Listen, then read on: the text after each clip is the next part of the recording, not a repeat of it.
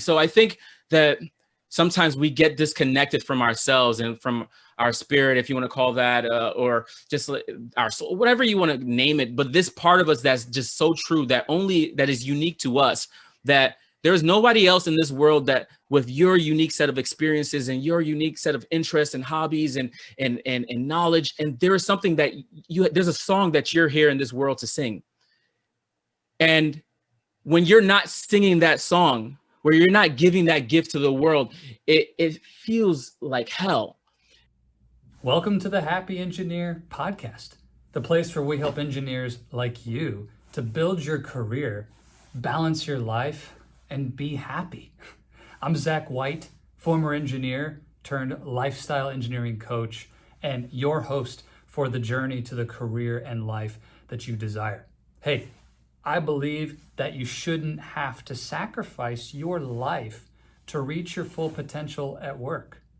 And what we're going to bring you in these conversations and interviews are the strategies, the tools, and the mindsets that are going to allow you to experience both success at work and success at home.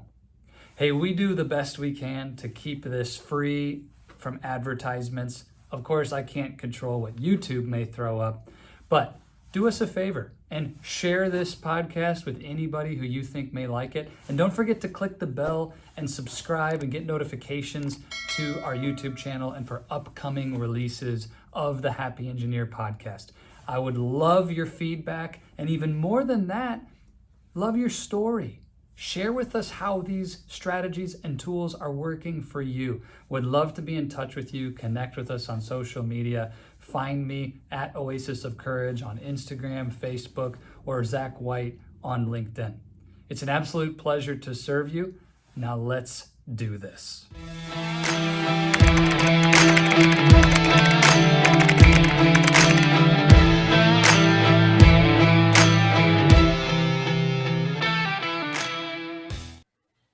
Welcome back, Happy Engineers. Oh man, I just love being with you. I'm so excited for today. I'm with my good buddy, Gly Gabriel, who is a transformational life coach, a meditation teacher, and host of the New Norm Club podcast.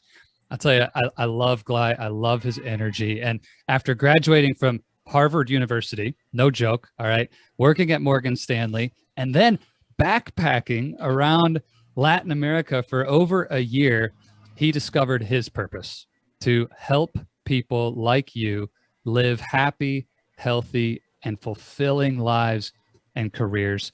He's also passionate about elevating human consciousness and leverages media and communities to create powerful shifts in that way, regularly challenging himself to grow mentally, physically, and spiritually.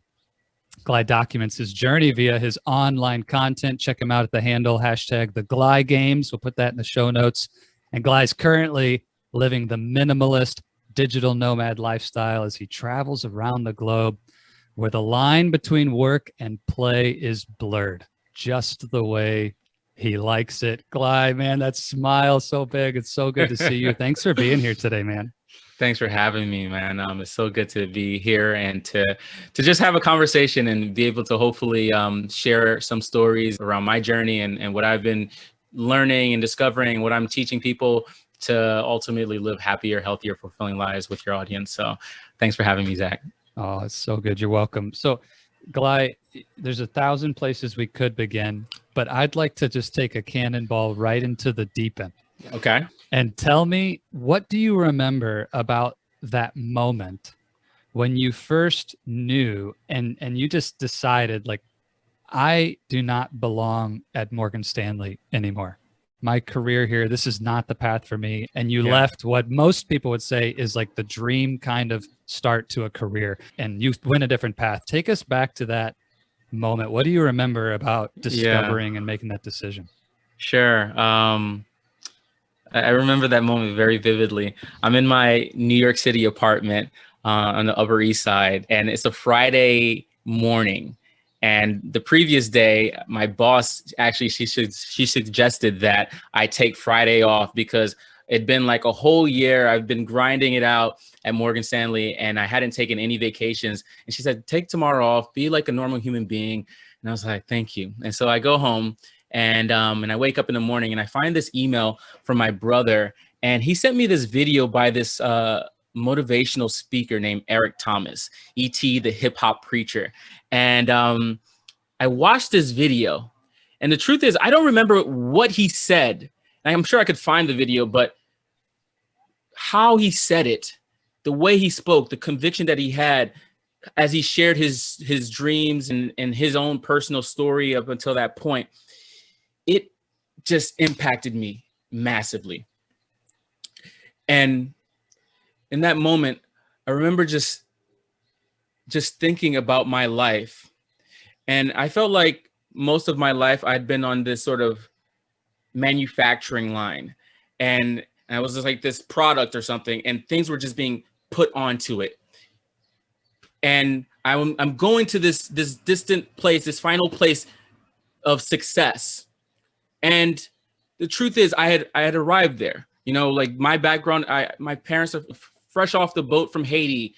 My dad was a cab driver. My mom was a stay-at-home mom. Like, we didn't really make that much money. We were like came from very modest beginnings. And for me to go to Harvard, to be at Morgan Stanley, making six figures, able to support my family, support myself, live in this Upper East Side apartment, have the means to do whatever the hell I wanted. For me to be there, successful, but unhappy, really messed with my mind. And in that moment, I started to look at where where I was headed, and I imagine, some of the more senior people at the firm, and I just looked at them. And when I looked at them, I was like, I don't really think they're that happy. And if that's the future that I'm going towards, most likely what's going to happen is the sort of the golden handcuffs, right? I'll have a relationship, and then get a mortgage, and, have kids, and all of these different things that are going to have me really have it be harder for me to leave that environment that presumably I would not be fulfilled in. And so in that moment, it was like a light bulb went off, and I just couldn't unsee what I saw. And I just decided, I don't think I can stay here any longer, because if I do, I'm never going to get out. And I recognize that, like, I'm young, and I don't know what it was, but I felt something inside of me. And it was like, there's more for you. That showing up to work and like putting on this mask and feeling like you're not able to fully express yourself, feeling like you're not really able to put your talent to use, that doesn't have to be your reality. And it's interesting, once you make that decision, once you ask that question, the universe starts to give you answers. And so literally within like the next week, there was it's so funny. There was a motivational speaker. She comes into Morgan Stanley, and she gives a speech, and she's also a life coach and an executive coach by the name of Gail Blanky. And she shared this story about the statue of David, and how, I believe it was Michelangelo, how he crafted this statue. And he basically got this massive piece, like massive rock from the quarry. And everybody looked at it like, what the hell are you going to do with that? And he says, just watch. And he goes into his workshop, and he works away at it for like a year or so. And then eventually comes out with this beautiful statue. Yeah. And everybody's just like, oh my God, how did you do that from that piece of rock that we thought you couldn't do anything with? And he said, David was always in there. I just chipped away everything that wasn't him. Mm-hmm. And again, it was like another sign from the world saying like, hey, Gly, you got to start chipping away everything that's not you. And, I spoke to that speaker and life coach, coach in general afterwards. And she looked at me, and I was like, I said, I think I want to do something similar to what you're doing. And she looked at me, and she said, you've got it. Because she just felt my energy. And then we had coffee thereafter. And it was an interesting thing, because then like there was just a lot of momentum picking up. Then soon thereafter, I recognized that maybe I want to travel, backpack around Latin America, because a friend of mine was doing it. And I was moving. But then the funny thing is fear, doubts, all of that comes in. And Oh so, yeah. and Oh so yeah. like, I'm like, hey, I'm making six figures. I'm really comfortable. Like I got a bonus coming up very soon. Do I really want to leave right now? And so like the momentum was picking up, but then I stopped. I put brakes on it once I started to entertain the doubts, all of those thoughts. And the truth is, I didn't leave Morgan Stanley for another year and a half. And so that was like after 1 year, I completed like my two and a half years of analyst years. And before I actually left, just like kind of saving up money. And so in some respects, it did work out because I was able to use those savings to travel and to have the flexibility and the freedom to continue to explore. But I did stop myself. But ultimately, like, I'm just grateful that I had the foresight to make that decision and to kind of pursue that path. And my journey since then has been a crazy one, but it's been really fulfilling.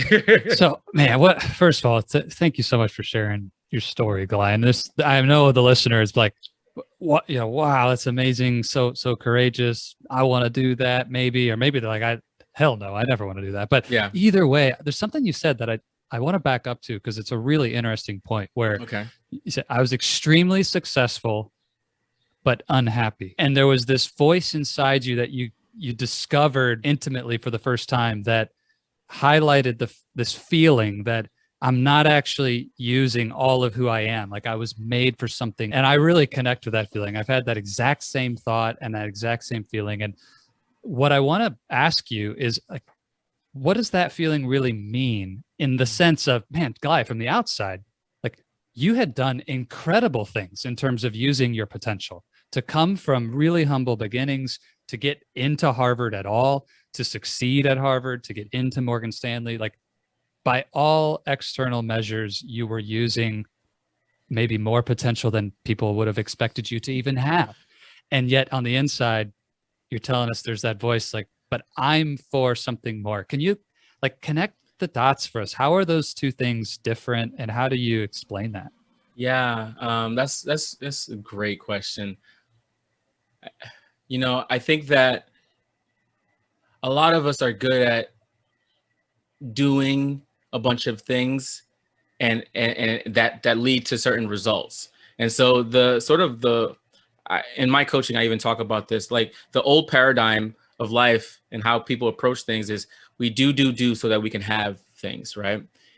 But the truth is we want to have things not just for the thing itself, but for what it provides us, what it creates for us, the experience that we have as a result of having it. And so money, why do we want money? Why do you want to make, six figures or millions of dollars, billions of dollars? It's not necessarily to have a piece of paper, but perhaps money represents security for you, or it represents freedom. It represents love, service, whatever it is. That's what we truly desire. And I call that the being, right? It's like the feeling, the experience of life, and that we'll have as a result of whatever it is that we're creating for ourselves.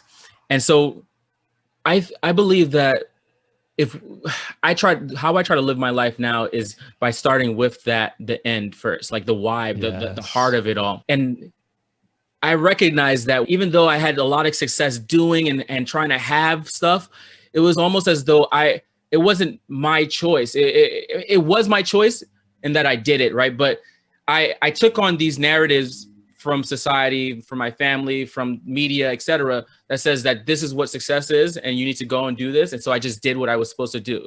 I also studied engineering. Like I was a biomedical engineer in college, right? Like I went through that whole path. It was very logical, methodical. Like I thought I was either going to be an engineer or a doctor, because I was afraid. I was like, I don't know if I can have people's lives on my hands, but perhaps I can create the medical devices and different things that can empower these doctors. And so I had the optionality, and I knew that either way, at the end of college, I'll have a lot of options and that I can leverage this degree for. It was a very logical thing. But doing all of that, just it was almost as though somebody else was in the driver's seat of my life. And and the experience, the being that it was creating for me wasn't one that was aligned with what I desired in my heart of heart. And so I think that sometimes we get disconnected from ourselves and from our spirit, if you want to call that, or just our soul, whatever you want to name it. But this part of us that's just so true, that is unique to us, that there's nobody else in this world that with your unique set of experiences and your unique set of interests and hobbies and knowledge. And there's something that there's a song that you're here in this world to sing. And when you're not singing that song, where you're not giving that gift to the world, it feels like hell. And so I was doing all these things to have these results that other people are saying is going to make me happy. And it wasn't making me happy because I wasn't living in alignment with my truth. And so once I stepped away from that and started to like tap in to reconnect, to be in a space of, I'm not quite sure what it is, but I'm going to trust this. Then all of a sudden I'm tapping into what all of the things I had been doing was for, is to like be free, to be empowered, to be courageous, to feel love, to feel excitement, to feel creativity. All of a sudden, once I unshackled myself from the reactive way of being, the patterns that I had been exhibiting up until that point, I had access to that energy, to that being. And now from that space, living from that space, I started to take new actions. And so now it's like be, do, have. And so those actions are starting to create unique, differentiated results that only I can create for myself, that are aligned with me, that like I wake up sometimes and I'm just like, man, my life is freaking good. And it's beautiful when you're able to, and you know that you created it, that like you designed it. And so I think it takes a lot of courage, and it takes a level of, just mindfulness, consciousness, awareness to be able to listen to yourself, to silence the outside noise, and to tap into like what's that song that you are here to sing, and to actually go and sing that song. So good. So Gly, if the engineer listening, I mean, I don't see how you can't be drawn in to what you're saying, right? It's just like, oh yes, I want what Gly's talking about. I want to experience starting with being rather than in this endless loop of doing just to have stuff. If they're caught in that place though of like, but how, or like, what do I even do, right? As engineers, we're so drawn into, okay, Gly, so what's step 1, step 2, step 3, right? I mean, I even feel myself in that moment, like, yeah, I want more of what Gly's doing. So how do I get it, right? Just kind of help us get started. What's the place to begin if this is really causing somebody maybe to think these thoughts for the first time? Yeah, I'll show you right now. So for whoever's listening, literally right now, just close your eyes. And just breathe in and out. And just continue to breathe, and just put your intention, your focus, your awareness on your breath. And just notice what comes up for you as you're continuing to put your focus on your breath.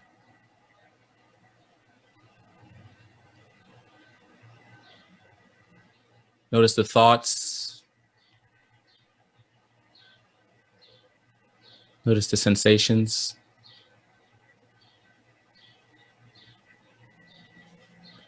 Just notice. Just be simply the awareness that is preceding it all. And if this sounds like mumbo jumbo to you, notice even the thoughts that go like, I don't know, I don't get it, I'm doing this wrong. And don't judge it. Just be aware of it. And then bring your focus back to your breath.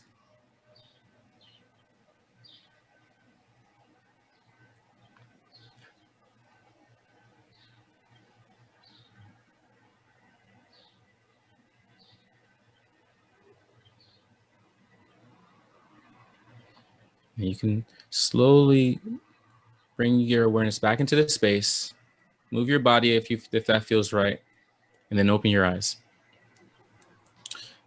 And so what we did just now is like a very simple meditation. And when I left Morgan Stanley, I heard this whole meditation thing is supposed to be good for you. And I was like, let me try it. And at that time, I could only do it for 2 minutes at a time because I was just like, but like I have, I have things to do, and so it just didn't really feel that productive, but I was like, I'll give it 2 minutes. And doing that consistently over time eventually helped me separate myself from the thoughts and the emotions and the things that are constantly arising. And you start to discover your programming, this machinery and how it runs, and some of the narratives and things that are impacting it. And because a lot of us are going through life, we're kind of pretty unconscious. And when you recognize like, oh, I have this recurring thought that, I need to do something, or I'm not good enough, or what will people think? Then you start to see that and you separate yourself from that thought. And now you can catch it. And when you're no longer controlled by that thought, and it just becomes like the passing sound of a car outside of your windows, akin to that, or like somebody, like a baby crying in the distance, and you're just like, oh, that's happening right now.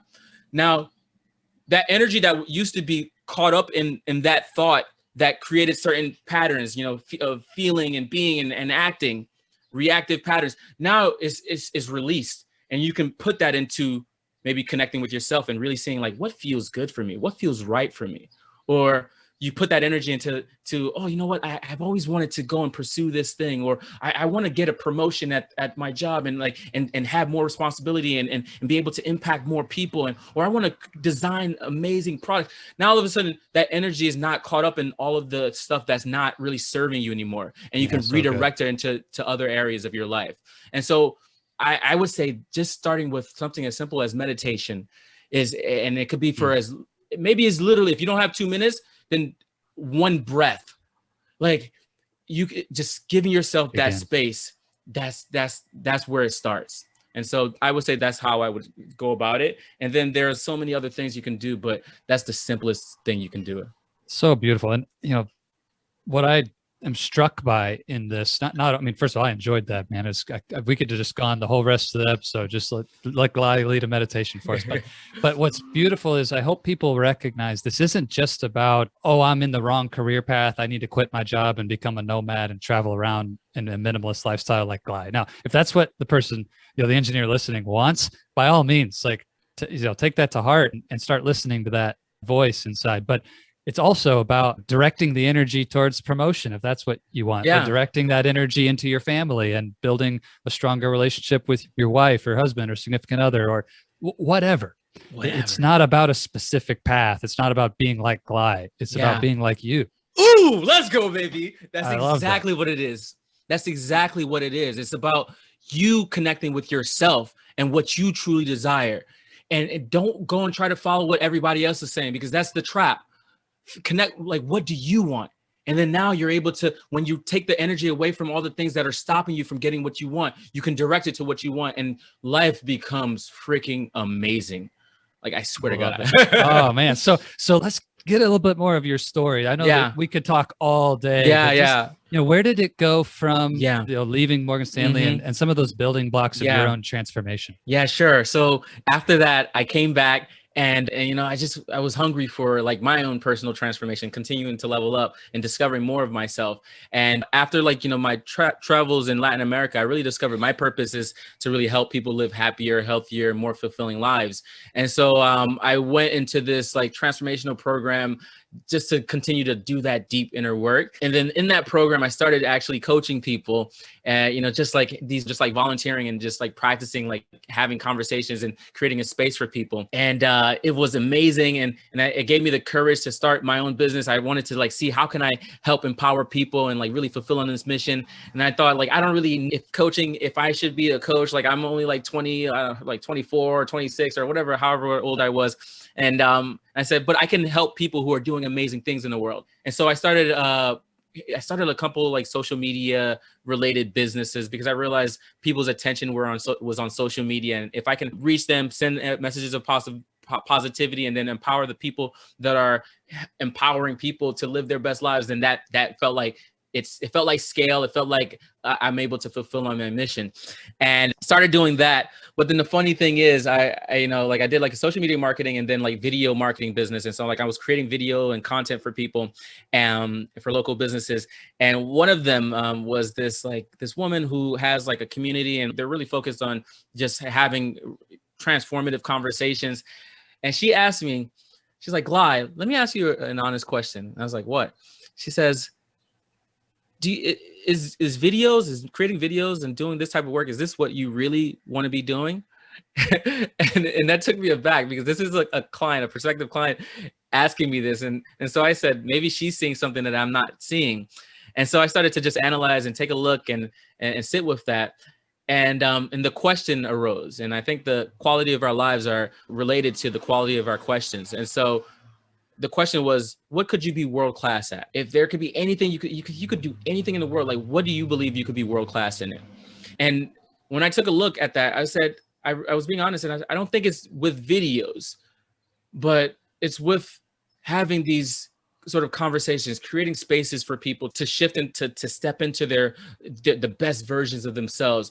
You know, because if I'm being honest with myself, I've been doing that since I was a kid. Like even in elementary and like middle school, people would come to me and they felt safe to have conversations and divulge traumatic experiences and feel and be able to be empowered to move past them in the space that I was creating with them. And initially that came off the back of just, I didn't feel like I had anything to contribute. I didn't feel like I was good enough back then. And so like asking questions, holding space was how I was able to like survive and connect with people. Yes. But then that eventually became like my superpower, so to speak, right? Oh, and so cool. It's so amazing. Like, and so we all have these different things and experiences that are unique to us. And sometimes they come off of the back of not so good, like quote unquote, good things. But I did recognize that I could be world-class at this, and that I enjoyed having these types of conversations. And so I started my coaching business. I knew I wanted to invest in myself and invest in a coach, because if I'm going to be a coach then and like charge thousands of dollars for my services, like maybe it's time for me to work with a coach and see what that's like, so I can empathize with the people that are going to be working with me. And so that's where we actually met, through our business and our business coach, Xander Fryer. Check him out, HIC, High Impact Coaching, shout outs. And then he was able to quickly help me scale my business and get to a point where I had multiple clients and I'm able to sustain myself and do work that I actually loved. And so and I started with him in fall of 2019 and been coaching since then. And then out of coaching and then also creating content and on social media consistently, was able to attract a bunch of amazing opportunities, including, you know, a company reaching out and wanting me to do meditations for them. And so I started leading meditations, even though I had no experience leading meditations before. But every time there is an opportunity that's presented to me and someone wants me in the room, I say yes, because I know that then if they're asking, then I belong and that I'm ready to make that happen. And so I just stepped into those roles and have been leading meditations in such sense. What you just said is so huge. I got to stop you there. If someone is asking, then they have a vote of confidence and courage in you that you belong. And so why not vote for yourself in that moment? I want you to like highlight that again, because as engineers, that is such an easy place where we miss sometimes, is we don't vote on ourselves, or this imposter syndrome. Like, am I ready for that? Am I good enough for that next level, that next promotion, or to speak in front of this, you know, this big audience or whatever it may be for the engineer listening? Like, highlight that again from your perspective. Yeah. This idea of showing up in those moments. Sure. I mean, literally, and this is something that I really had to come to terms with. But if someone is asking you to come and serve them or their audience, then you belong there. That you have almost a duty to serve them, if you will go so far. But there's a reason why they're asking you. And the only thing that's going to stop you from really serving them is yourself. Is that the imposter syndrome, is the I don't belong, I'm not good enough, I need to learn more. But yeah, like you'll continue to learn, but you're already ready. The very fact that the invitation has been created. And if it's just like so out of integrity for you and you're just like, I can't, then okay, I get it. But just recognize that the opportunity is there for you to seize, and that you can you can seize it if you choose to. And so that's something huge that a lot of people don't realize, because we end up putting off what we desire, what we want, because we're afraid to step into it.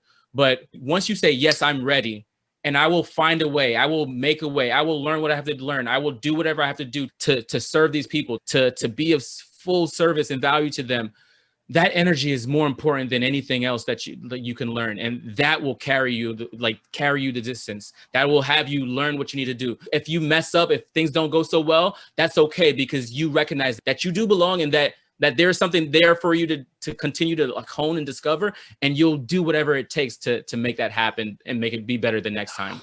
I love that. Gly, is the courage, is the quality of a human that allows them to step in the way that you're talking about, is that something that you believe is unique to individuals, or is it something inside of everybody? Like, where does that courage come from? It's every single human being has that. Everyone has that potential. And literally, for me, I've discovered the easiest way to tap into that is by becoming present, is by because what will have you think that you can't do it, that what will stop you from stepping into that space, is either like thoughts about the past and those old narratives and beliefs that don't serve you any longer, that aren't even relevant to this moment, or fears about the future and what's going to happen. None of that is real. All there is right here and right now. And if right here and right now you say, you know what, I feel tension, I feel fear, I feel all of these things, and there's this opportunity here, and I am committed to serving people to the best of my ability. I know I've done all of these amazing things in the past, and right here and right now, I have an opportunity to help or to step into this new role. I'm going to do it. That's what's so. And then each moment thereafter, you just keep just being present to whatever it is that you decided, and everything else will work itself out. This is amazing. And so now I'm going to be the engineer for a second. Okay. Like, Gly, what about the data? What about the data, man? And you know, right? You studied engineering and you've hung out with people like me and my listeners, and there's this tendency, partly, let's be fair, right? We do this all day, every day for our careers. We get paid to be good at this, where we take a data set or the history, the past, and we analyze it to make decisions about the future. And so somebody listening might say, well, I don't have anything in my past, in the data of my life, that says I can do that new thing, that next thing. And so, Gly, what are you saying? Are you saying I should just ignore everything about who I am and what has gotten me to this point and just go crazy and do whatever? Like, it can feel the dissonance of that is tough for the engineering mind. Like, I don't know, you take this whatever direction you want to, but I'm curious, for somebody who's wrestling with that, well, how do I reconcile what Gly just said about being present, you know, the point of power is in the present, with this idea that I've lived inside, that the greatest predictor of future performance is past performance, right? Or some sort of engineering kind of statement. Like, how do you handle the tension? Yeah, I think, you know, as engineers, we're also pretty, like, we're creatives. We're creators. We help bridge the gap between where we are now to what's possible. And so if that's what's coming up for you, you're not connected to like your potential as an engineer. At one point, someone had to say, you know what, I want to build this massive building, or I want to create a contraption that can fly, or I want to create these devices that can make surgeries much more efficient and effective. And if you are stopped by the past and what was done before, then that's not, then the world doesn't have a shot at having all of these new potential possibilities. And so it's your responsibility to say, yes, like the past, acknowledge the past, take the wisdom from the past, but don't let that stop you from creating the future. And you can only create the future in the now. And so it's like, okay, this is what's done before. And if that feels right, it's like, all right, let me take a look at how can we improve these? Or maybe you say, like, I want to scrap that. I want to put all of that to the side, and I want to just think about like what could be possible. And you start to think about and tap into that. And then from there, you backtrack to how could we create that? And then and now you're looking at, okay, what resources do we have available to us, and what different avenues, and who are the people that okay, and now you're creating. And so your job as an engineer is not to be limited by the past and the data. That the data is don't be a slave to the data. Use the data to help you create whatever it is that you desire. That is so powerful. Don't be a slave to the data, and you create the future in the now, being present. This is amazing. So Gly, there's so many places I want to take this, but I did want to hit one other quick topic before we run out of time today. Sure. And I love how you described that the line between work and play for you is blurred, and that's just how you like it. And the idea of work-life balance has been really thrown into the public lens in a new way with what we experienced in 2020 with COVID-19, with working from home, companies learning how to navigate global teams and all these challenging workplace situations. And the engineer listening, even right now, might be multitasking among three things. And this is a kind of a new world we live in, and what that means to have work and life, and how do you handle it? So how do you approach that blurred line and this idea of work-life balance? Like, how do you think about that? Yeah, that's a great question. I think for me, I don't want to be able to know the difference between work and play, honestly. And that's just my personal thing. But I've designed my life such that when I'm working, this is what I would do for free, even, right? And when I'm playing, like I'm bringing my, like how I'm being is I'm taking in lots of things that I do on a day-to-day basis professionally. I'm sharing that gift with everybody that I'm interacting with. And sometimes you do have to be mindful of taking care of yourself, for instance. And so what does that look like for me? I think going for a run, or taking me time to journal and on the beach, or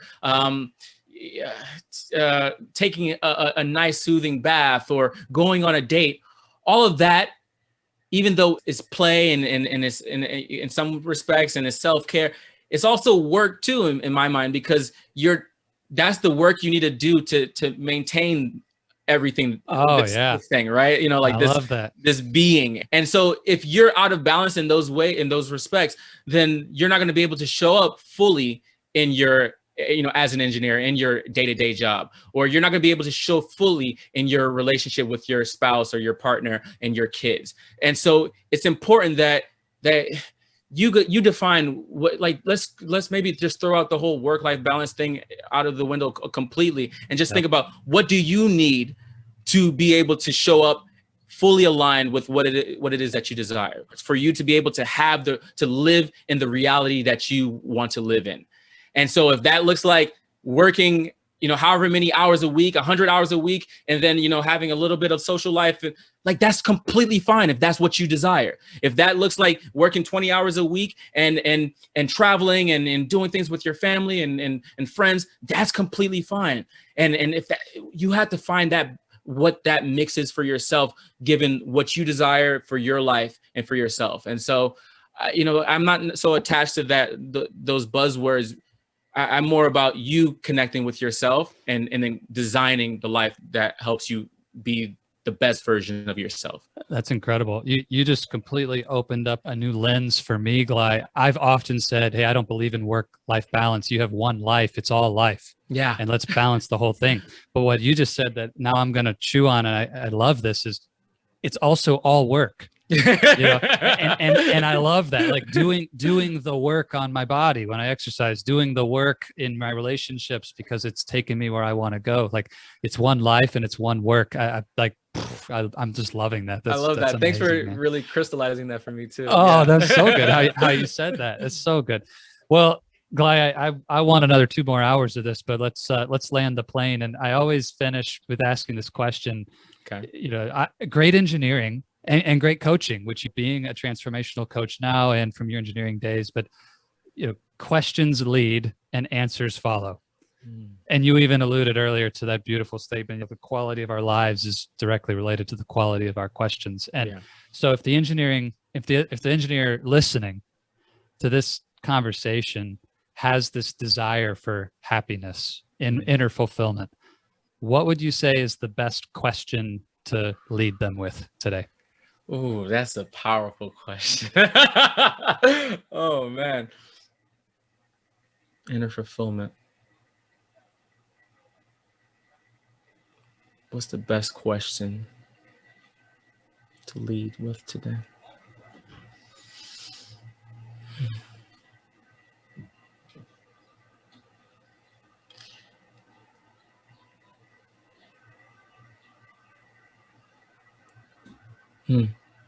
I like simplicity. And initially, the first question that came to mind was, what do I want? But then it wasn't quite it. The question that followed that was very simple. Why? And if you're able to find an answer for that question, why, that cuts the noise. It goes straight to the heart of matters or any subject. It's like, why? Like, why do I have this desire for fulfillment? Like, why do I wake up every day and go to this job? And why do I have these interests and these passions? Like, really connecting with that. Why? Why do I want something more? And if you're able to really answer that question, and sometimes you have to ask it multiple times and keep digging, you'll find the heart of it, that you'll gain clarity around what really drives you, and that'll give you the impetus to create everything that you desire. So why is the question I would ask. Yeah. Why? And I hope the engineer listening jumps out to the YouTube channel and watches this as well, because that moment of silence there, just to watch Gly get present in that moment to answer this.